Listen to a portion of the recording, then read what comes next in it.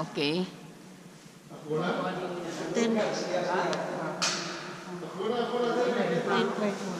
Makikita mo yung taas. Ito kami ngayon sa Salt Cave. Oh, para siguro yan sa ano nila. Oo, yan sa post nila. Oo, poster nila. Para ano, tawag nito ano nila. I-advertisement nila na ano. Siyempre, kahit naman yung lahat naman ng guide ganyan na ginagawa. Oo, makikita mo yung abot sa taas.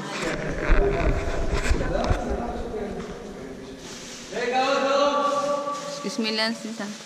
Ito man lang magawa ko sa buhay ko. Souvenir man lang. Sa ganito na lang ako babawi. Kawawa yung photography.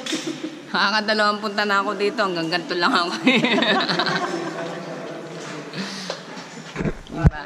Kaya sa ganito na lamang po ako babawi. Ito po ang stalactite ng mga salt. Marami pa kaming ito yung simula pa lang ng kuweba, ang pagbaba at aming pag-aantay.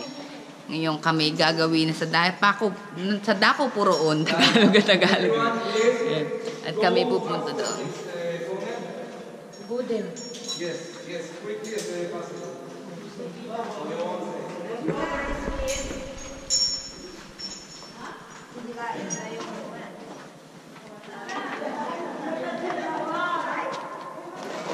Ay puta, sumabit ako. Sumabit ako. Hindi kasi. Ano sistema? Hindi, ewan ko kung ano gusto niyang gawin. Gusto niyang pagkapangan niya tayo dito o gusto niya tayo... Lagusan niya kung siya nagtitrip. Pero ito actually, ito daan. Oo, para maluwang pa rin pala dito. No? Ay, chan ko, bilisan ninyo. Ay. Yan. Yan na sinasabi. Yan ang sinasabi. Mamaya, paglabas sa tabi-tabi, pwede.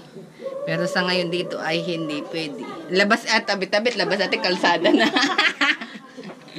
Ang labas kalsada na. Dapat kanina dapat pumasok ka rin sa loob. Dapat nung kaninang ano tayo taas, di ba? Uy, ang baho, ang amoy.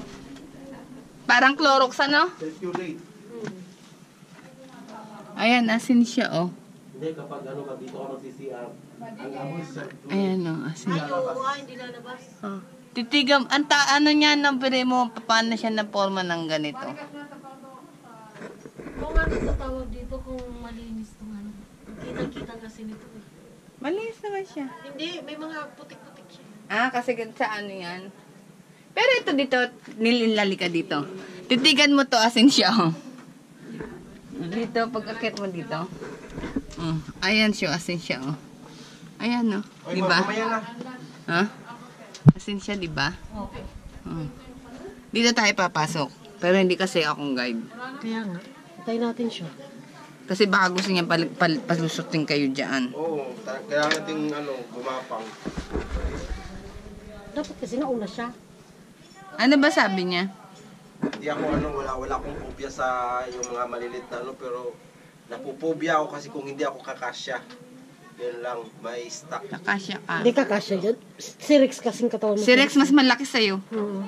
Totoo lang, pero nagkasya siya. Malaking tao yun. Pumayat lang ngayon si Rex. Pumayat lang ngayon, pero nagpunta kami dito, malaking tao siya. Sino yung walang tubig dyan?